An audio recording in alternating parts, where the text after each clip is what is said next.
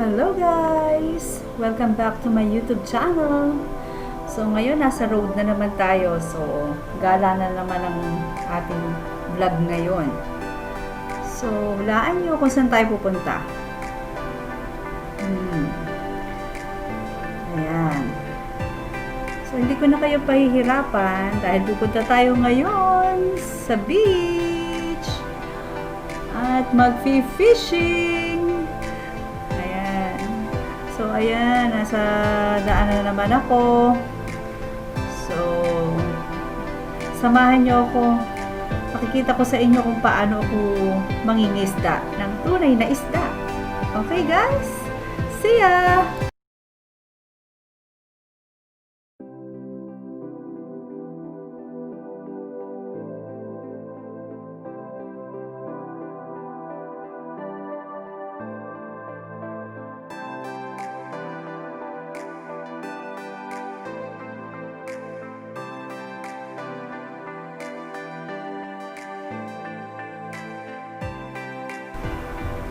Ayan na guys. Kita ko na ang dagat. Ayan. Way to the beach na.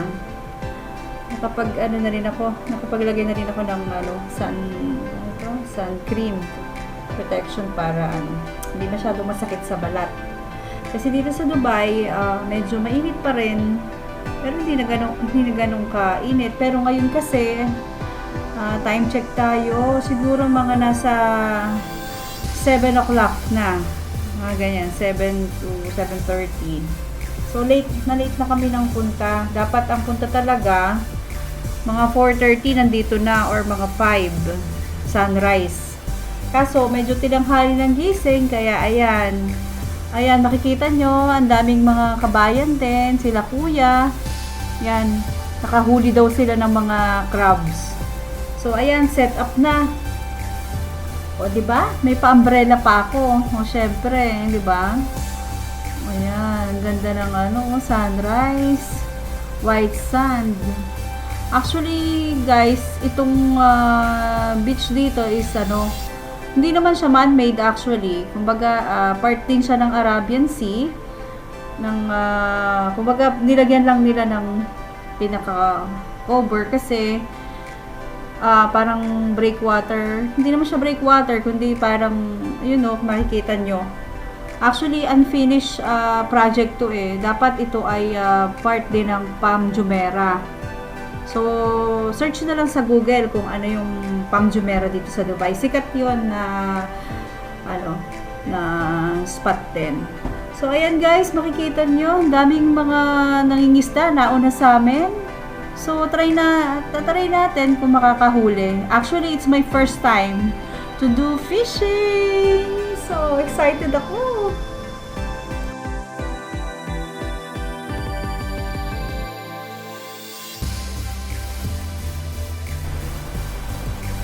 Yan, dyan sa dulo na yan, dyan yung part ng mga nagsiswimming. Tsaka, may mga dalang dogs. Yan. Allowed kasi ang pets dito sa area na to na open beach. So, ayan. Malaya silang maglalaro. Hindi ko dinala yung fur baby ko, si Lindy. Kasi, sobrang ingat ako sa kanya. Alam niyo na, may mga virus na di natin alam, di ba? Yung mga aso, pag nakita-kita, talaga naman, mahaharot yan. Naku, lalo na yung aso ko. So, ando na siya sa bahay para safe siya. So, ayan. May baon pa kaming tinapay. O, pag naubos na yung bait namin, yung pain namin sa fish, pwede naman na yung bread. Kaso, ang bread kasi, bait siya para sa bangus or milk fish.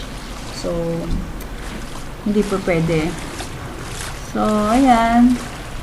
Magtatry na akong mag-fishing. Musong na ako. Actually, mainit siya, pero okay lang. Ayan. Masarap naman ng actually, okay lang siya sa skin. Hindi siya ganun kasakit. Kahit tirik na tirik yung araw. Yan. Ayan guys, 'di ba? Ang ganda. Oh. Doon, ayan. Dito ako pupwesto. Dito sa bato-bato para akong sirena. Ayan guys, so nakikita nyo yung maliliit na isda. Ang dami niyan. Super dami.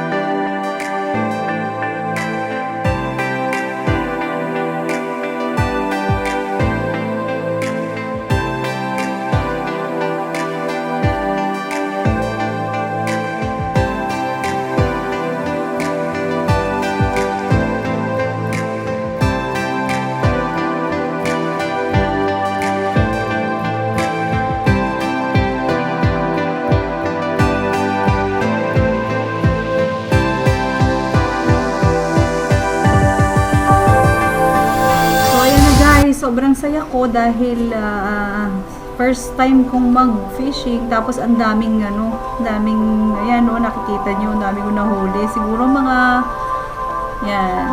Mix yan ng maliliit. Yan. Medium size. Ano ko kung ano. Basta queen fish itong medyo yung malalapad. Tapos yung maliliit naman. Ating, ano ba to? Ang tawag dyan. Granter yata yan. So, ayan. May pang-ulam na ako, guys. Ayan na. Thank you for watching. May part 2 pa. Bye!